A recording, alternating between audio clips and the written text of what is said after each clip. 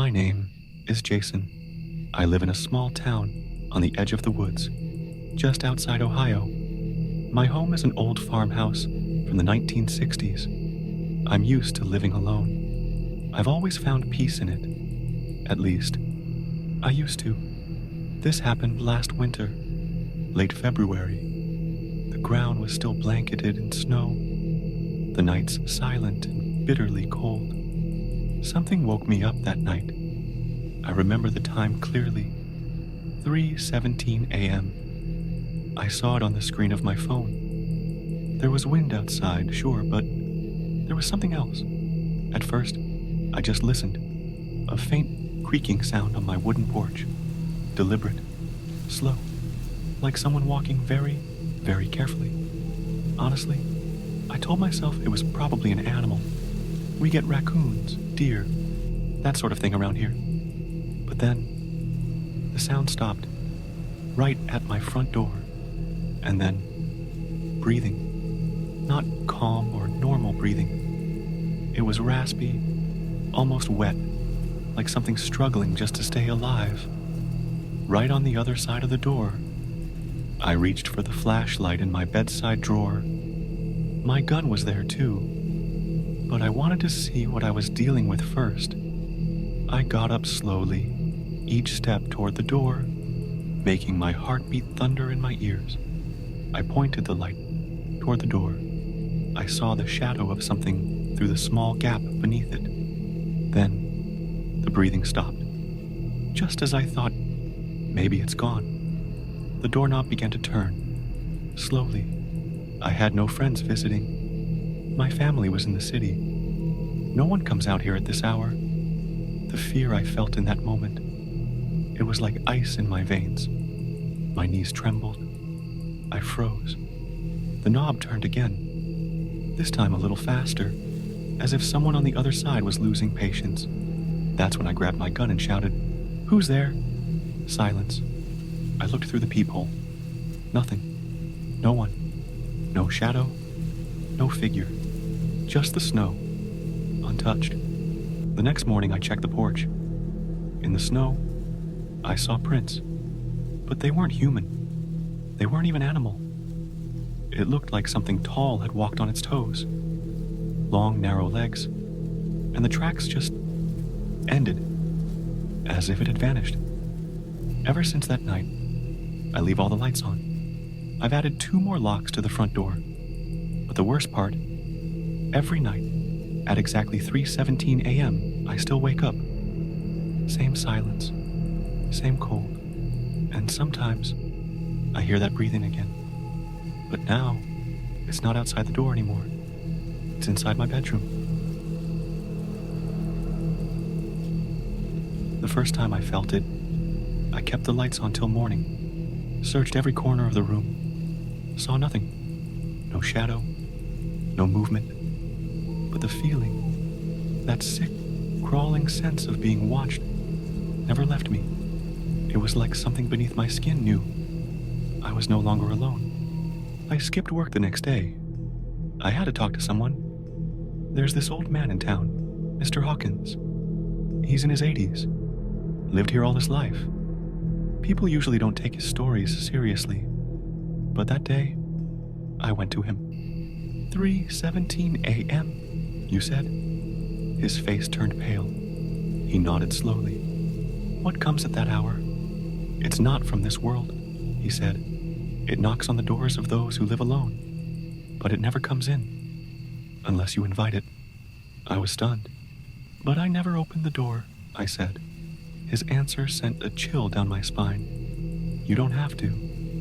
The moment you notice it, it's already inside. That evening, the anxiety felt like a sickness in my chest. My house didn't feel like mine anymore. It felt like something else was living in the walls. Even with every light on, it never felt bright. 3:17 came.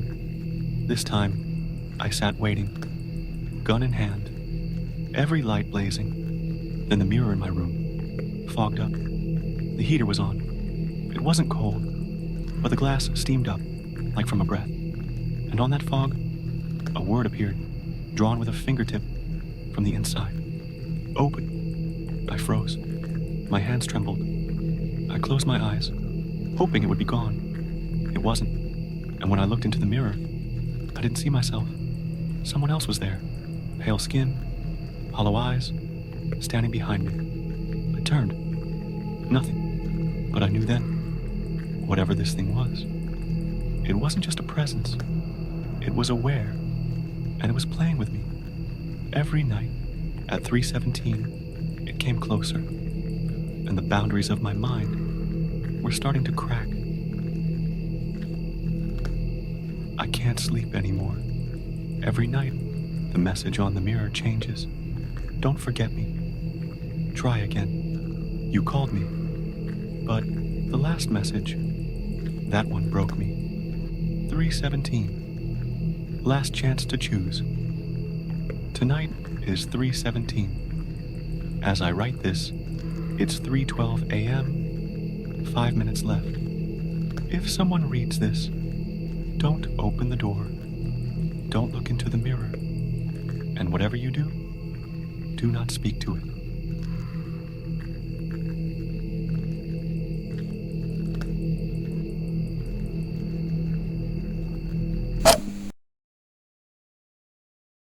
My name is Alex Turner. I'm 32 years old, living in Wichita, Kansas. I work as an accountant at a bank. Spreadsheets, paperwork, the soul-crushing buzz of fluorescent lights. I'm not much of a people person. Never have been. But every summer, something inside me wakes up during those 3 weeks of vacation. I run. From traffic, from people, from numbers. I pack my backpack and head into the wild. I love taking paths that don't exist on any map, setting up camp in places untouched by anyone. This year, on the morning of May 17th, I set my course for a remote oak forest in Arizona. An old hiking trail marked on the map, barely visible, clearly unused for years. Perfect for me. The journey was peaceful. Clear skies, birds singing like a lullaby. I pitched my tent near a quiet stream, spent the day reading, writing, climbing rocks, breathing in the silence. My phone had already lost signal, but that was the point. That night, under a sky full of stars, sipping my coffee by the fire, I felt calm. But looking back now, that calm felt too quiet. The next morning, I left camp to hike deeper into the woods. I had marked my trail on the GPS and brought my compass. It was a sunny, safe day, but after 2 hours, my compass began spinning. North suddenly pointed west. The GPS read, "No signal." The trees thickened. The forest's texture shifted. The path was gone. I tried to go back, but nothing looked familiar. Then I saw it. A house nestled between tall oak trees. Stone walls covered in green moss. The door was open, windows intact. No trails, no signs, no roads led to it. It looked ancient and somehow brand new. I thought, maybe I can ask for help. But before I stepped closer, I felt it, like I was being watched. When I walked inside, time stopped. The place was old, yet lived in. A wooden table, on it, an old newspaper. No dust. The date? 1933. A soft static buzz came from the corner.